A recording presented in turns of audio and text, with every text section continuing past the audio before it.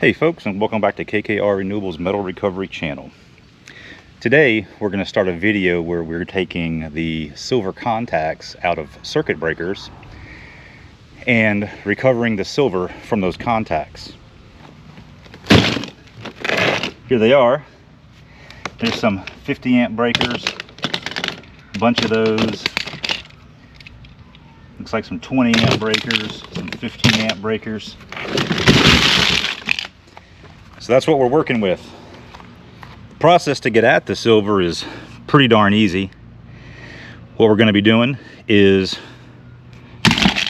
using the trusty sledgehammer. Got a pair of wire cutters in case I need anything to cut any copper wires on the inside of those. Got a pair of pliers if I need to hold anything. Of course, gloves. And absolutely a must, eye protection. I'm going to be taking that sledgehammer and I'm going to be not so gently opening those circuit breakers. All right, folks, so let's go ahead and get into it. I can't wait to do this. I've never really recovered silver before with any intentional recovery methods. Silver is usually a byproduct of my gold processing, and I haven't recovered any of it yet. I'm still saving all the cakes and all the papers, and in some cases the liquid chemicals that have the silver dissolved in them. I'm not ready to figure out how to do that yet, but I think I am ready to go ahead and start with source material like this. Those contacts inside these, I'm told, are pretty much maybe 90%, anywhere between 10% to 90% silver. So what I'm planning on doing is I will dismantle all these. We'll get into the metals that are in each one of these. It's not just silver. There's brass, there's copper, and there's some aluminum in there as well. Well, let's go ahead and get into it, and we'll crack a few of these apart. All right, folks. So we're sitting out here under a shade tree because it is kind of warm today, but this is definitely something that you want to do outside. The reason I say that is because when you start taking your sledgehammer and hitting these plastic housings on the circuit breakers, that plastic is going to start going everywhere. So as you can see here, I've got a cardboard back wall shielding here. We're sitting outside. I've got trash barrels out to the side because the breeze keeps blowing this cardboard protection over. Let's go ahead and get into it though. This first one, you see it's a Siemens circuit breaker. It's a 20 amp circuit breaker. Looks like this is probably brass. I'm not quite sure. It might be brass or it might be copper, but it's more than likely it's brass. So you all know how circuit breakers work. There's a switch, and as we know from e-waste recycling, wherever there's a switch, there's going to be silver of some sort. Let's get at this silver.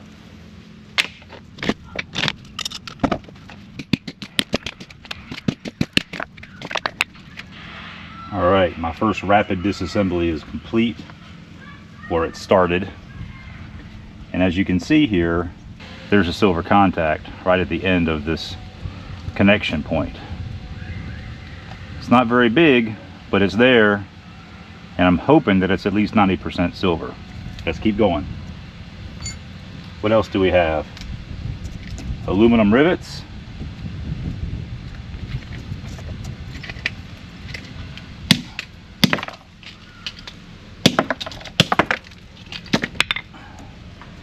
I'm going to try to get as much of this aluminum out cleanly as I can.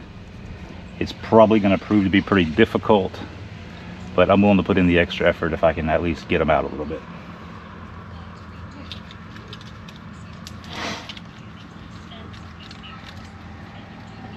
Looks like we got ourselves a spring and some steel.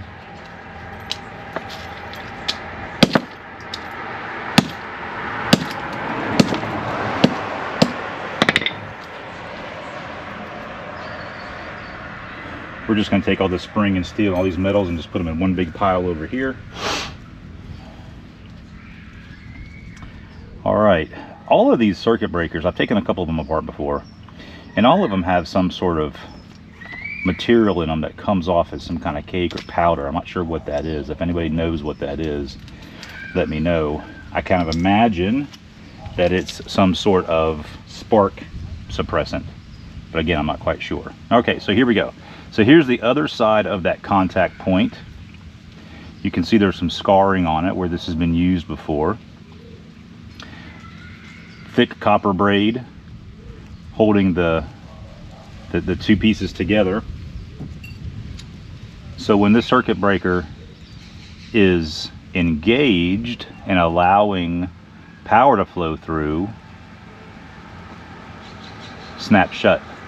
These two contact points touch, power flows through here, where probably the positive maybe is attached, and then this will have been slid inside the rail for the negative. Maybe, I don't really know. I'm not an electrician, but anyway, I do know that these two contacts are what makes the circuit breaker work.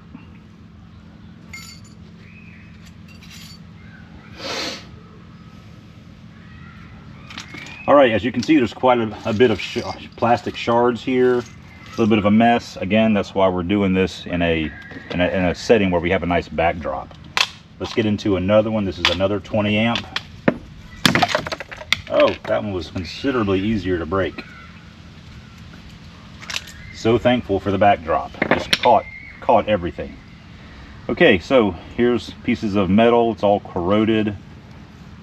There is the silver contact. It's considerably bigger than the other one.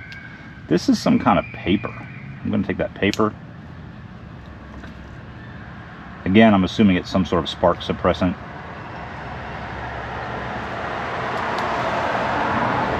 We're just going to throw that paper into a trash bucket. All these metals, we're going to recover all these metals. Springs, clamps, anything we can recover, we're going to recover.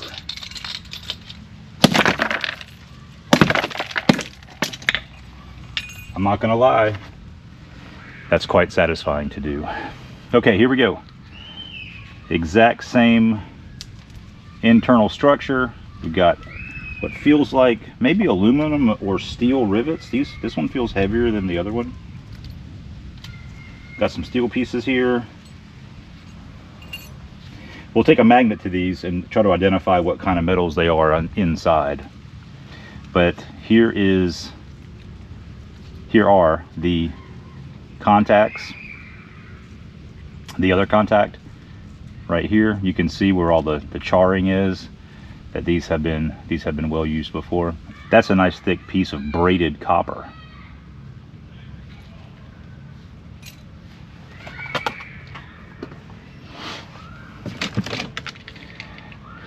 We got these, which I mean, I don't know why these are all connected. I don't know if there's any internal connections or not. Let's see. But these are all 50 amp breakers. So I assume that they will be a little larger contacts on the inside than the 20 amps. Let's see.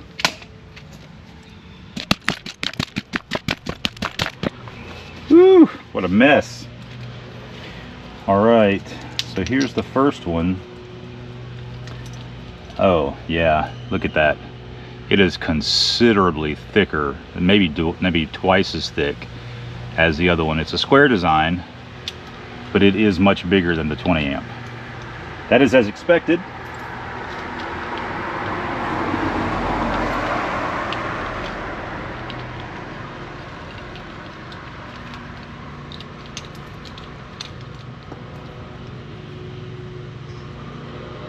More copper.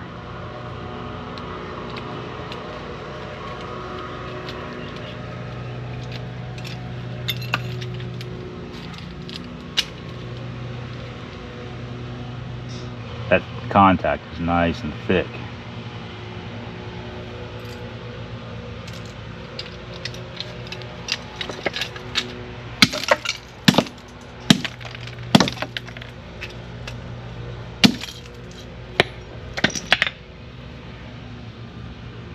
I don't know what this is yet. I really can't tell. I wish I'd have brought my magnet out with me, but we will we'll definitely check that out inside.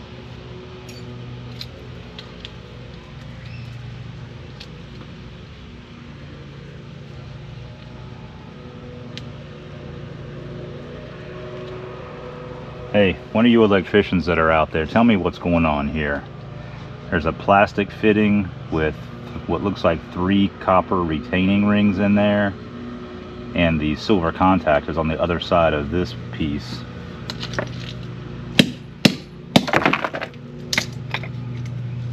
Try to be a little more ginger with that. What's going on with this?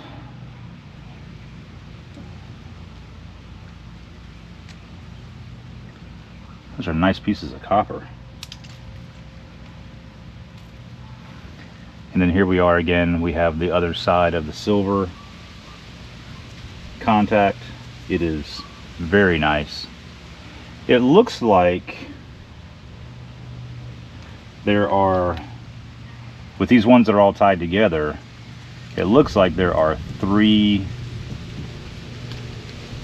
breaker contacts. I'm not quite sure what to call these, and a single one that would plug into the rail. It's a little disappointing. I'm gonna have to, maybe, no, that doesn't make any sense. Nope, that's not true at all. Here you go. Here's the other one, and here's the third one.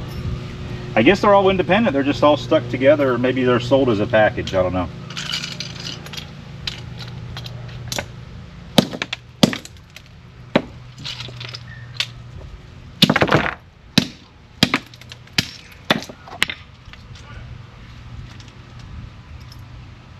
There's that last one. And again, with these 3 copper rings here of some sort. Doesn't look like it's pure copper, but it's probably pretty close. I bet I'm gonna get really tired of sitting here crisscross applesauce style.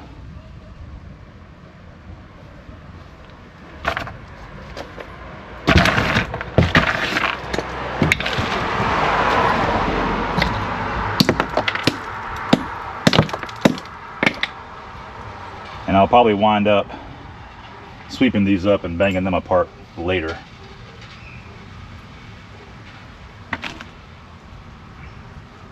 All right, well, that's pretty much the process, guys. So we're gonna sit here and go through this. I am gonna continue recording just so that we can all watch the progression of taking apart the circuit breakers, and so that I can also show you the insides of these circuit breakers that are different. Like, I don't know why this one is so big. This one's much bigger than the other ones. It's only 20 amp. I wish I knew more about these. Maybe one day I will. Let's break this one apart.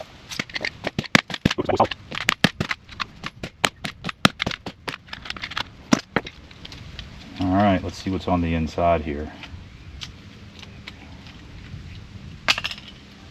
More of these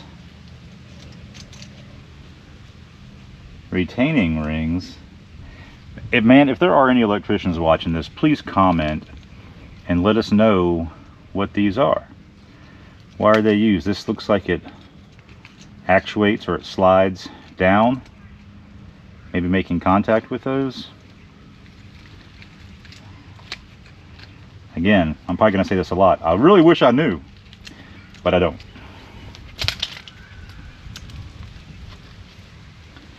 I thought maybe these weren't used because they look like they're not really used, but I do see some electrical scarring on the silver contacts.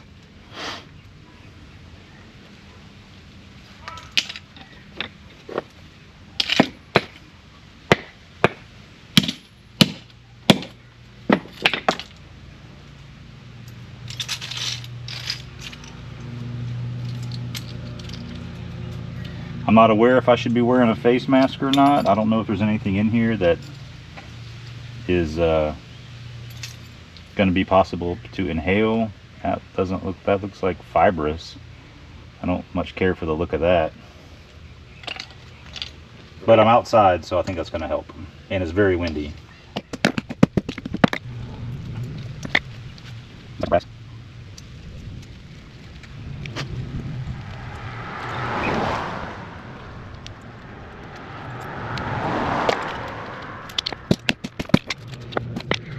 I did check all these out on eBay. There's a bajillion of them out there for sale. I'm not sure who would feel comfortable installing this stuff into a job that they were working on if they weren't brand new. Looks like that might be a contact. Nah, probably not. That whole mechanism is interesting, but as far as I can tell, it's just a louvering mechanism, and this is the only contact. That's a nice one though. Nice good solid piece of copper there.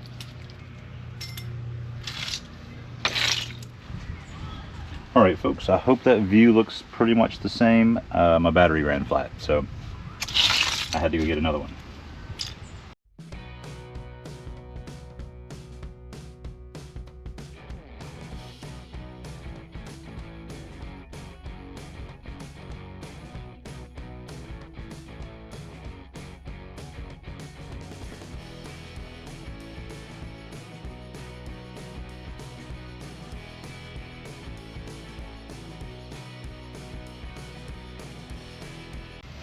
Ah, here it is. That looks more familiar, right? Okay, there's a silver. I'm not gonna show this much for each of the ones for each of the next one, unless they're just a different kind of breaker.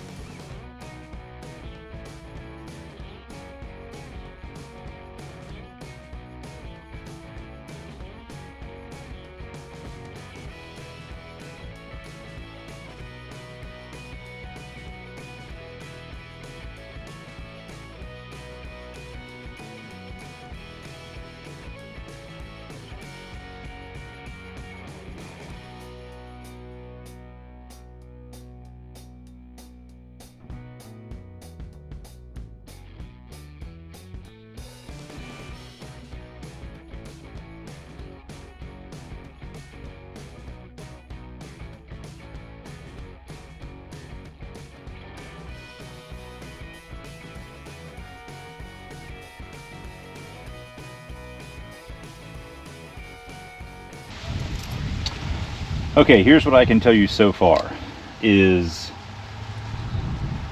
you need to wear pants when you're doing this, and you need to wear long sleeves when you're doing this, and the gloves that you're wearing need to be leather, probably. Feels like there's splinters that are coming off of this and getting into my skin, So I don't like that, and I'm starting to get worried about, you know, the way things feel. So I'm gonna stop for now. I'm also tired. This is pretty heavy. Swinging a, I don't know, this is probably only a 5-pound, it's a 4-pound sledgehammer. But even this is getting tiring, swinging this. So I've gotten through a little over half, well, more than half of what I had, I think. So I think this is good for now. I'm gonna clean this up and get myself cleaned up. All right, thanks. All right, time to review what worked and what didn't work.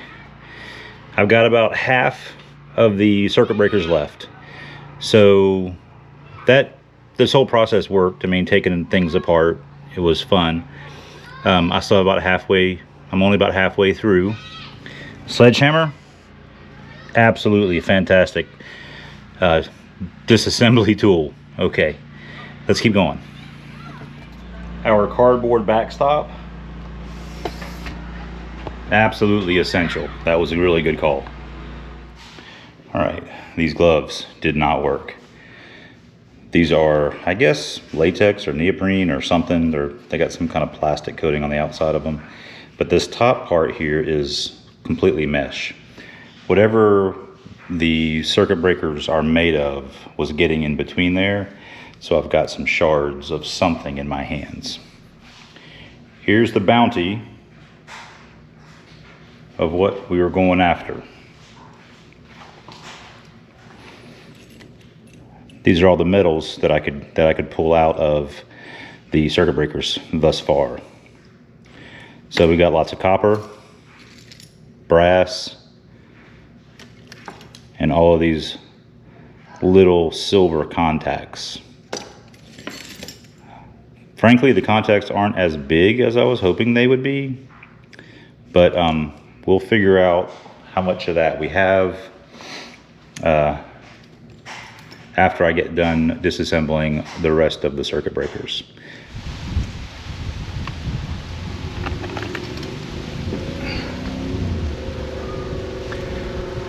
Hey folks, we are back.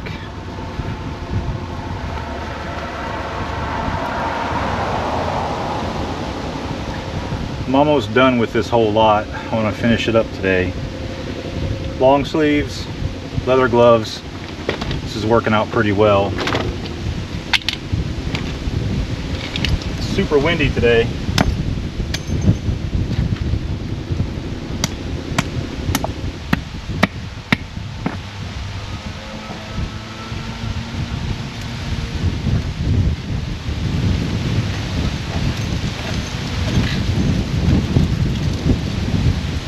I'm hoping the wind doesn't blow away my cardboard here. All right, so I also wanted to show you, these are GE circuit breakers. Here's a 20 amp GE circuit breaker. And you can see this is used, it's all corroded on the inside. It's really interesting that they get corroded. But watch how easily this breaks apart.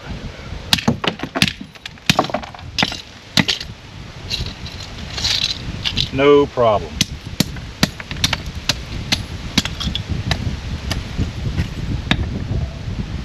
The GE plastic is super brittle. And then I wanted to show you too the silver on these. It's a nice little round sized silver.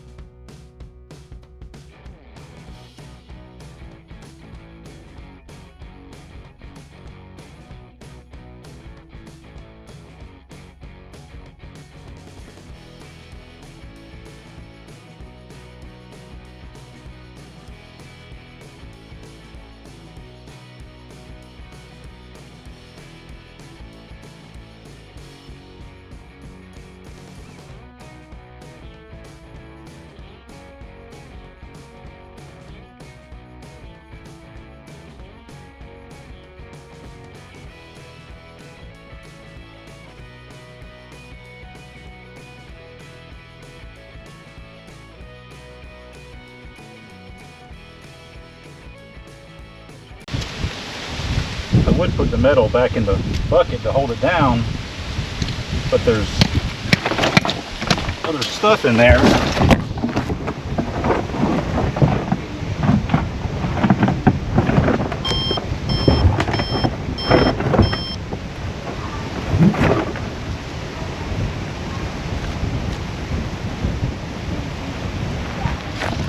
I've only got a few left. I'm hoping to get these done quickly.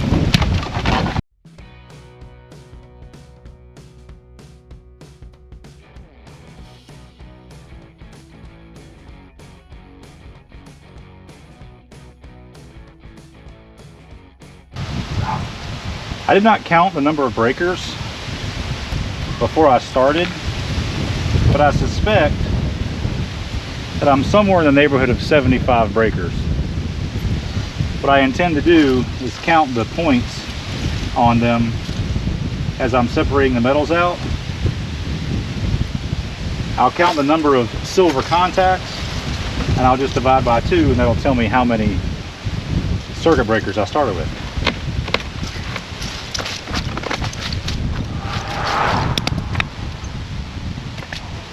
All right, folks. Woo! Finally done. That's it. And that's the prize we're going after right there. Maybe can someone tell me, is this silver plating also? All right, folks, here's the final collection of all the metal that was pulled from the broken circuit breakers. I'm not gonna bother to get a weight on all of this because it's a lot of different base metals.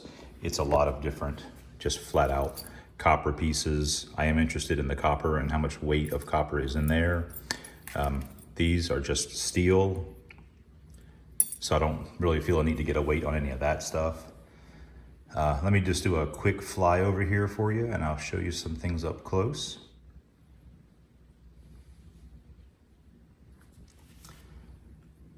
Here's some of that copper braid.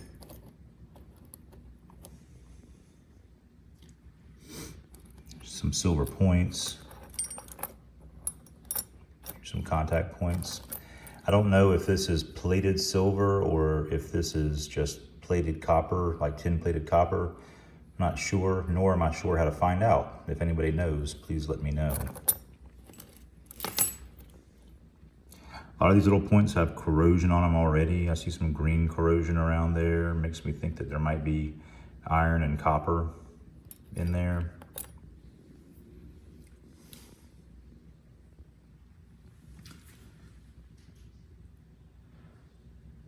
You can see all the little silver contacts.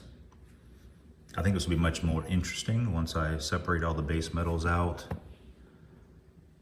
Let's go ahead and start doing that. Oh, just want to show you a couple of really good contacts. Here's one of my favorite ones. I don't really know. I mean, if that's all silver, that's going to be fantastic. I got a bunch of those in here. All right. There's our close-up of everything we gathered.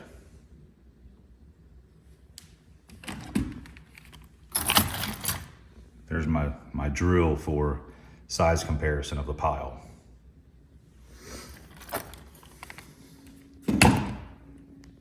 There's another one of those larger contacts. All right, let's start separating these. Well, I'm up at the car wash trying to make good use of time while my car is getting detailed. Here's the raw material. Here are the silver points that I've pulled off so far. This is copper. I'm not sure what that silver stuff is, but it was in the same purpose of that I saw other pieces of copper for. So I'm wondering if it's just copper plate. I'm not quite sure. And then this should all just be steel. I'll be double checking that before I send that to the scrapyard for sure. All right, just wanted to show you what I was doing.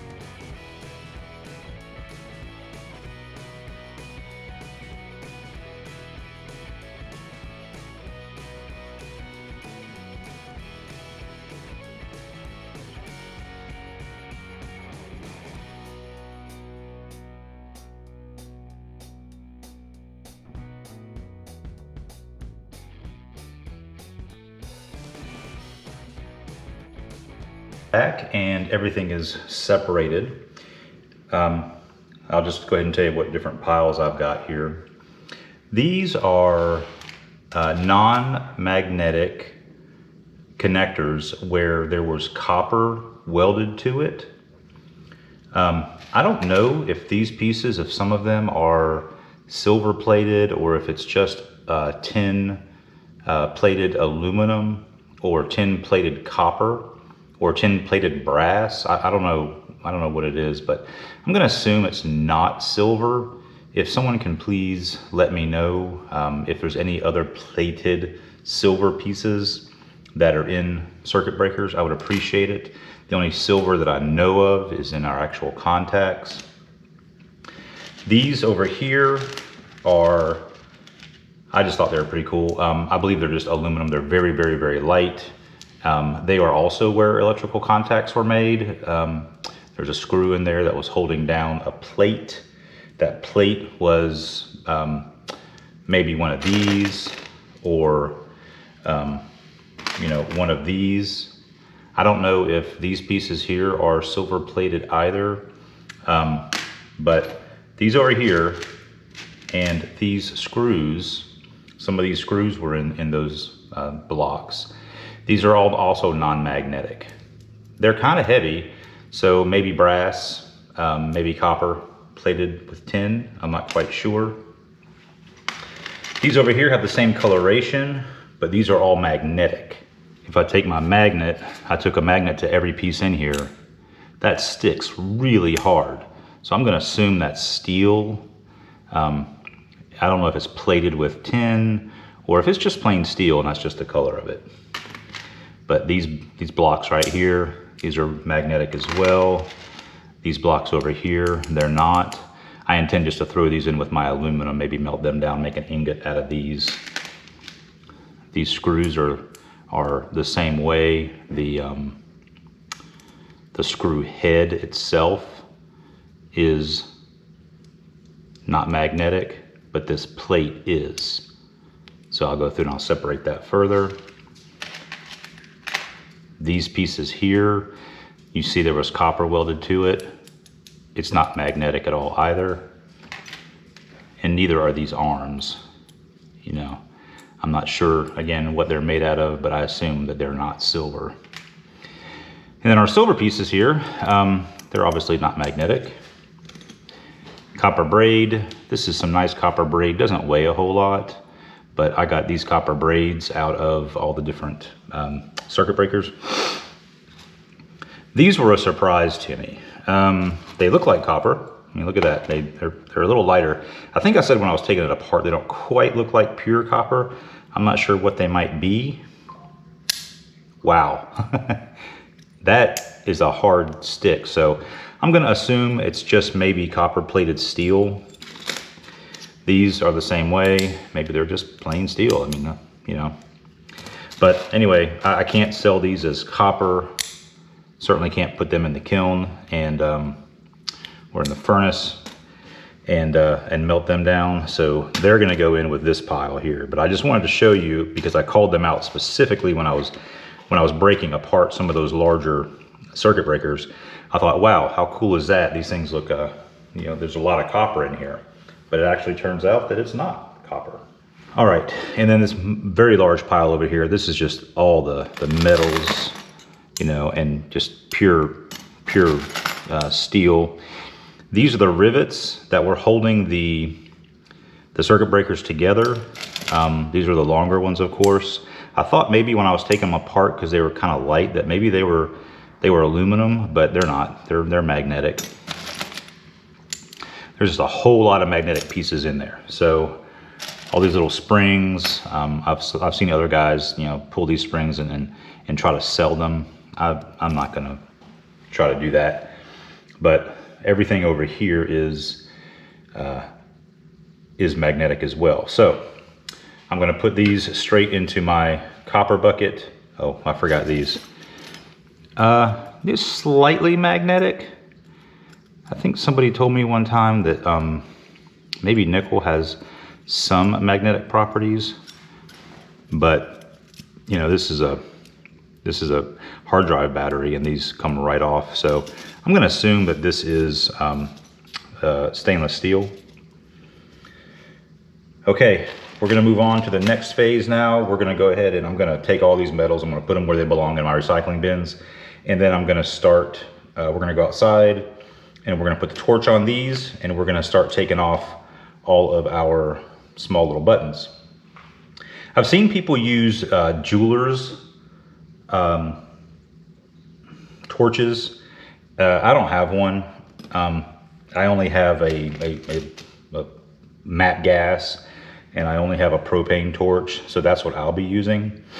I'm not sure the best approach yet. I saw a gentleman the other day on YouTube. He had a bunch of these, and he had a stainless steel, looked like a strainer that had holes that were larger than all of his silver contacts, but smaller than all of his silver contact brackets. And what he did was he just heated the whole thing up till it was red, shook it, and then the contacts fell out of the holes at the bottom of it, and these remained. I'm not fortunate to have that set up either, so I will probably take these one at a time, or a couple at a time, and heat them till they're red and just knock off the contact. I'm hoping that's how it's going to work. All right, let's get to that. All right, folks. I just decided to do one more thing. I decided to go ahead and get a weight on all of these contacts. And the reason I want to get a weight on all these contacts is just because I've seen some people sell these things on eBay, and they sell them by the pound. So I don't know if it's helpful or not, but we'll go ahead and figure out how much this weighs, so we have a before and after gauge of how much silver contacts we get from all this rough weight.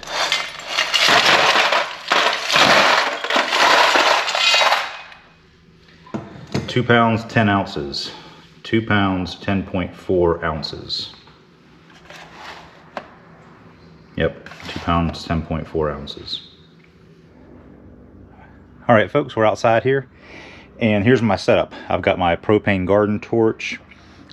It's secured on top of a case over there with fire bricks. You can't see that, but what I'm going to do is I've got my stainless steel pan here. It's sitting on top of stacks of just old Cisco 2911 router casings that I've already scrapped out. These are just waiting to go to the metal yard.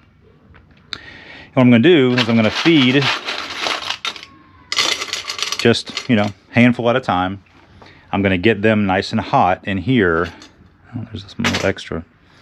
I'm going to feed something in here. I'm going to get them nice and hot in here, and then I'm just going to take them one at a time and bang the leads over here.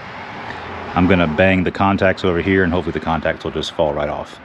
This is propane. It's not going to get hot enough to melt the silver, I don't think.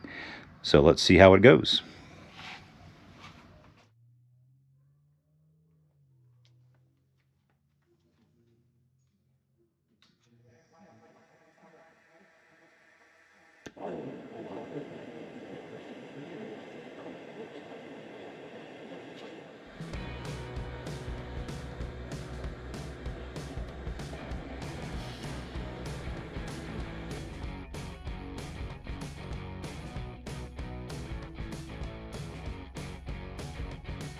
I can see the tin or something melting off of these other pieces.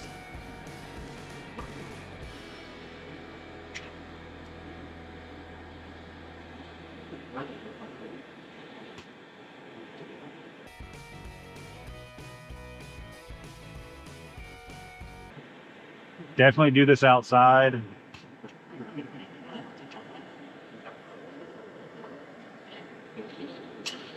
No way you're doing this inside.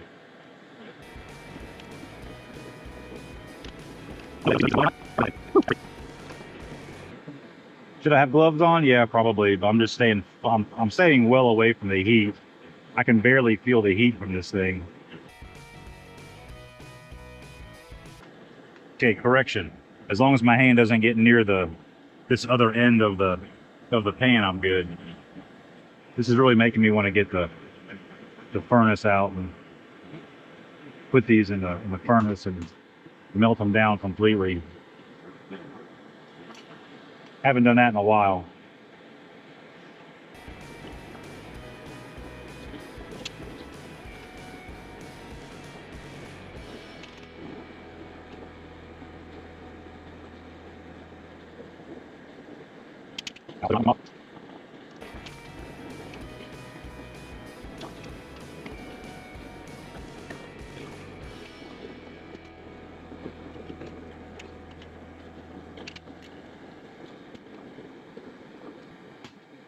It's working out really well. As soon as I get them red hot enough, all this stuff is going to come out. This is going to take a while, so I'm going to stop recording and I will be back when I'm just about done. This is still my first set, and I'd imagine all torches are this way also, but I have to get the contacts in a very specific place in the pan where they don't get red hot enough to take off the silver. I'm going to assume that's just a product of trying to use a garden torch to get these things hot enough. I guess if I was using a very pinpoint jeweler's torch, it probably would be a lot better. It can get a lot hotter. You see how red hot that's getting? That'll only get that way if I put it in a very specific place in the pan.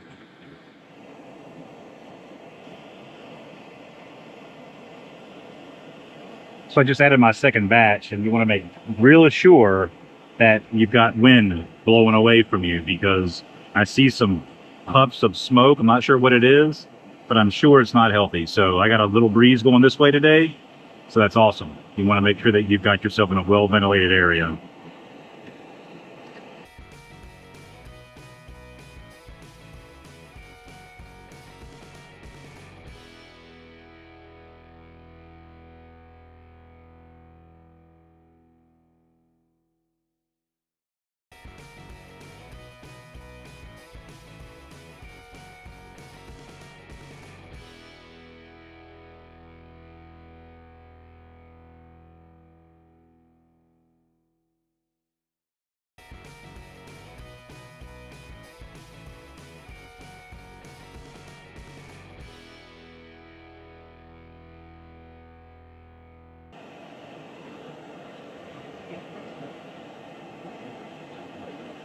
If you don't catch it before it re-welds or before that solder re-solidifies, you got to put it back in.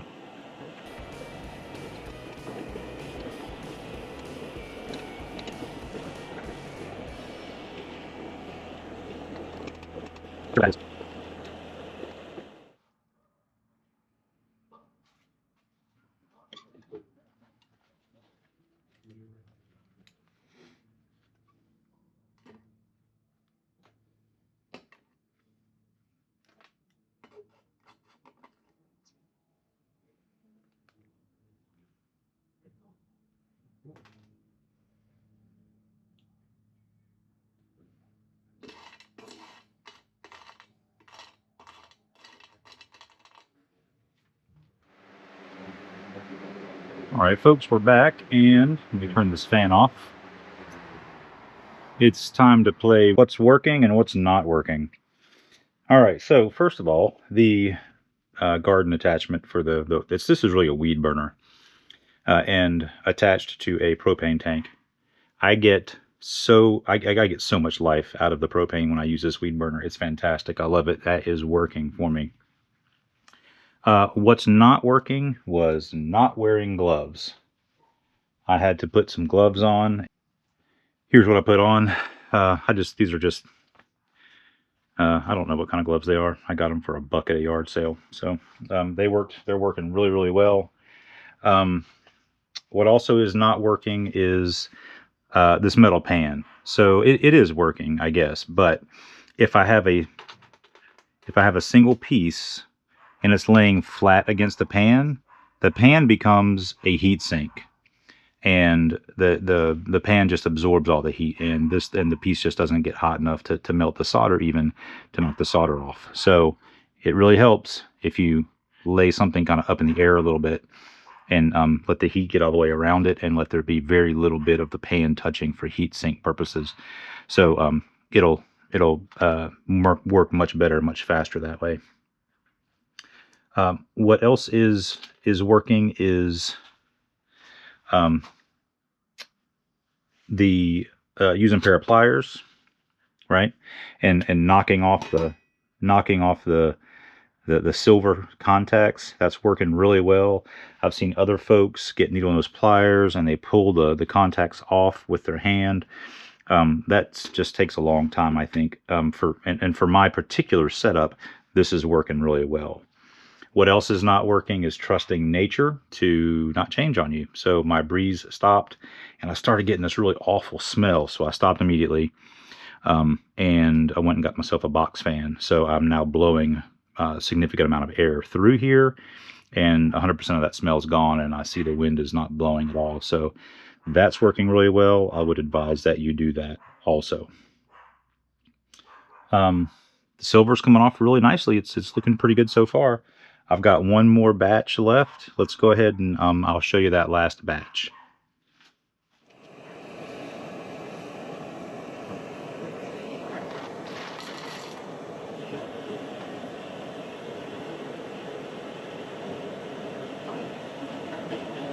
The other thing that didn't work was not paying attention. I forgot to mention that. There are some of these components that the solder and the component itself is made of tin or something that has a much lower melt point, and some of the pieces themselves completely melted, which you want to avoid. So you got to continuously pay attention. I know that sounds asinine to even have to say, but you know, I did it.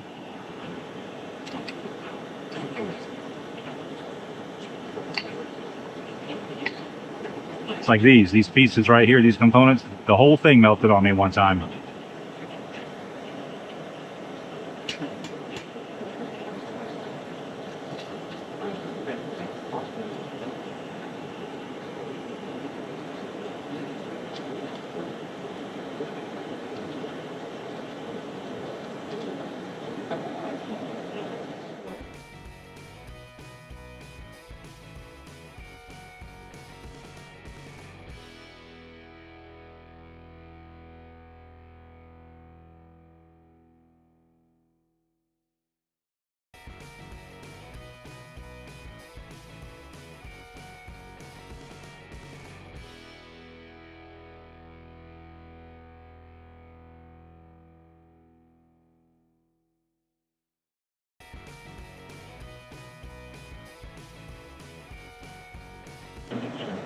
You also want to be able to tap for the larger pieces of silver.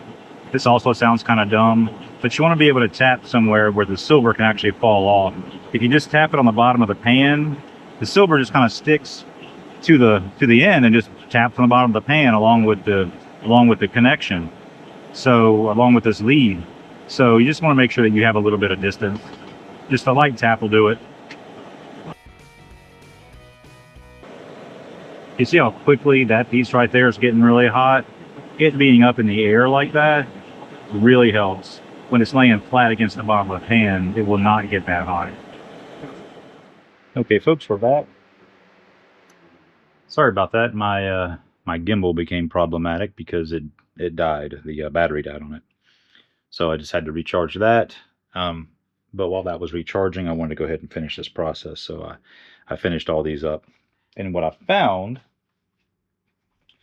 interestingly enough, is that there were a couple of items in here that I don't know what they are.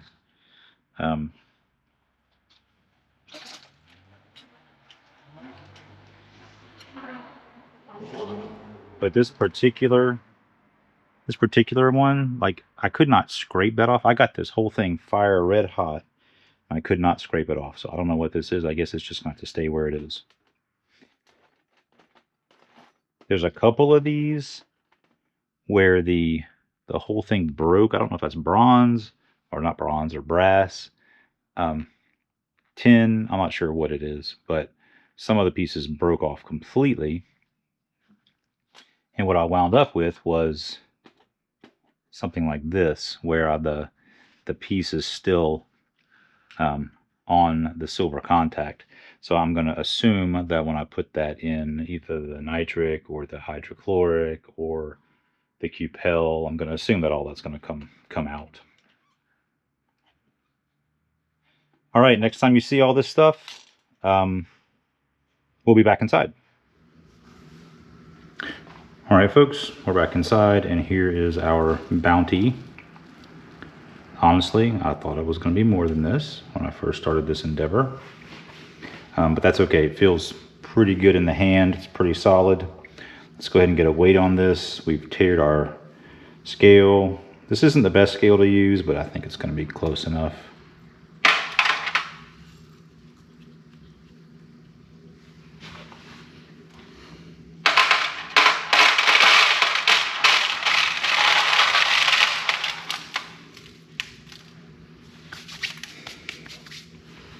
.8 ounces of silver contacts. There's some little junk in there, some of the little metals and stuff too.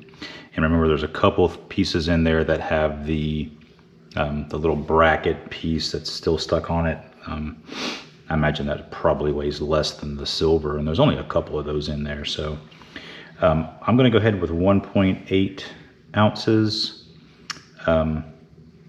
Let's go ahead and see if we can get a gram weight on this as well. Okay, I'm going to go ahead and get the more accurate scale out. Let's get this out. Oh, forgot you were in there, little guy. This is the gold I did in one of my last videos. I think maybe this was the 1.35 kilograms of chips, maybe. Okay, anyway, not sure. It's on grams.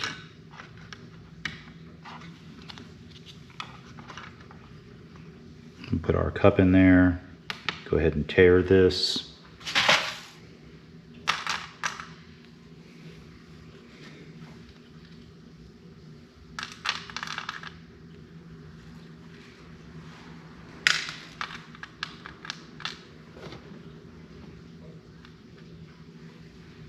Okay, there's 16 grams. There's another 16 grams.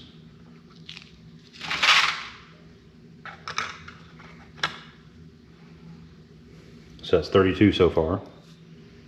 There's another 16 grams. So it's 48 grams. All right, there you go. 40, wow, another 6. 48 plus 6 is, I don't know why I said wow. 48 plus 6 is 54. So 54 grams of silver contacts.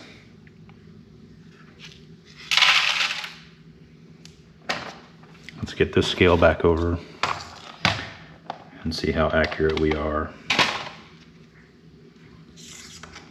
Little cameo here. There you go.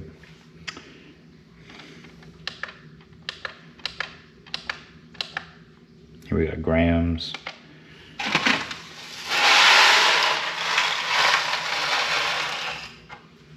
What do we say, 54 grams?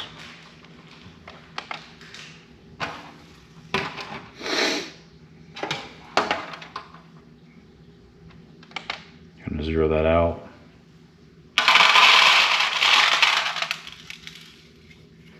Wow, lo and behold, look at that. So this scale is pretty accurate. There you go, 54, 55 grams. If we do our math, and let's just say this is, I'm gonna average between 60 and 80%. We'll just say this is 70% silver. So 54 grams times 0.7. I guess that's we're gonna call it, whatever method we use to process this stuff, we're looking at maybe 37.8 grams of silver. So right around 1 ounce of silver. Okay, what do you guys think we should do with this? How should we process this? I'm looking for some suggestions. Should I dissolve this in nitric and then replace with copper? Should I dissolve this in nitric, add hydrochloric acid, use the sugar and lime method to get the silver out? Should I try to compel this? I've never done that before, so I'm not really a fan of that option. But I'm just looking for suggestions. How How do you guys think that we should get at all this silver? Please leave a comment. Please like and subscribe, and next time we'll come back to this group of contacts. We'll be ready to process it. So please let me know your thoughts on this. Thank you and have a great day.